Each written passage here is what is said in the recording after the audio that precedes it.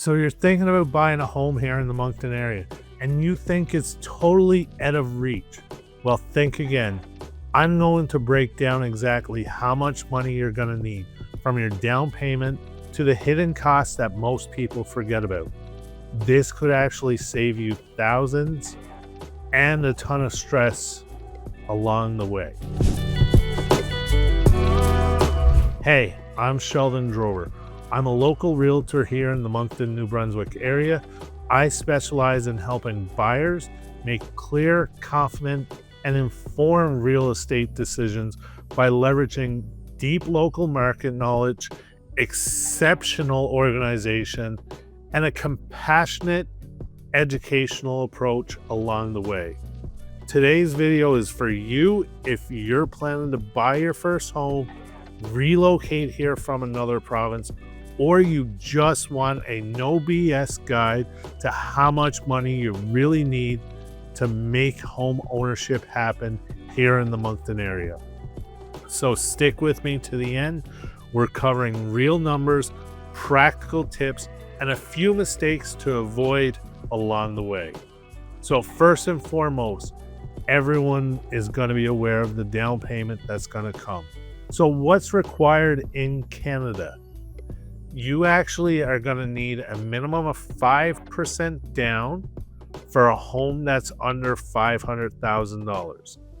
If that home is between $500,000 and $999,999, you're going to need 5% on the first $500K and then 10% on the rest.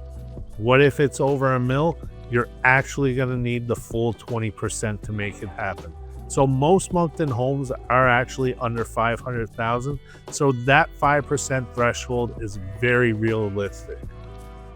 For many people, saving down payment feels impossible, but in Moncton, it's a reachable and real goal that can happen. So that 5% could be around $20,000 instead of $100K like it's in bigger cities. So think about it. Instead of grinding 10 years to save for a downtown Toronto condo, you could be living in a house here with a yard, driveway, and peace and quiet included in it all. Now our closing costs. This is the silent budget killer. On top of your down payment, you're gonna need to budget for your closing costs.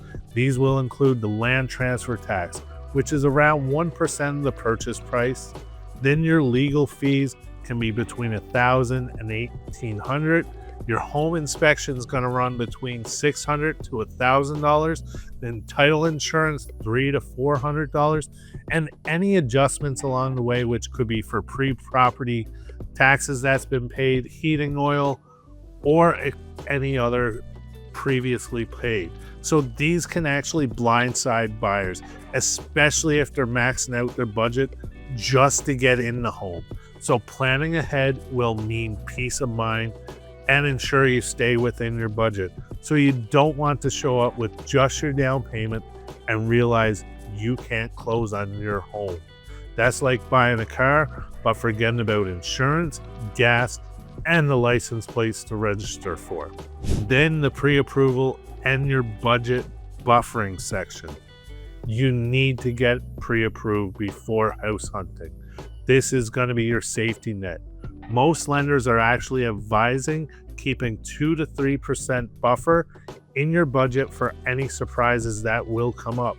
You can buy with as little as 5% down, but 10 to 20% will give you more flexibility and better rates. So getting pre-approved gives you confidence, clarity, and power in the process. It changes the whole experience from guessing to actually knowing what you're capable of affording and what your budget can be. It also stops you from falling in love with a $500,000 home when you can only afford a $425,000. That's heartbreak we can truly avoid. Then our monthly costs that come with it. It's more than your mortgage that you have to be worried about. Keep in mind, you have your mortgage payment, then the property tax, as well as heating, electricity, water, insurance, possible condo fees if you're in condos, or even maintenance. So for example, a $350K home with a 5% down, you're looking at roughly $1,800 to $2,000 per month for everything included. Budgeting for these things up front helps prevent the house poor feeling. We want you to own your home, not feel owned by it. But surprise, your biggest cost in Moncton could be the snow removal in the winter, actually. So keep that in mind, and that's going to be an additional $500 to $600. But plows can take care of that driveway. Now, as for some money saving tips for the first time buyers, use your RRSP with the home buyers plan. This can be up to $35K tax-free withdrawal, which will help towards it. As well, apply for the first-time home buyer incentive. Look into CMHC flexibilities. And most importantly, work with a local agent like me who can help you identify undervalued homes, grants, or other options available. You don't need to navigate this alone. There are real supports in place to help you buy smart. Buying your first home doesn't have to feel like a leap of faith. With the right guidance, it can actually feel like the most exciting adventure you've ever taken. And most importantly, at the end of it, you get to call yourself a homeowner and showcase what you have bought. So you still have questions? That's totally normal. Message me anytime.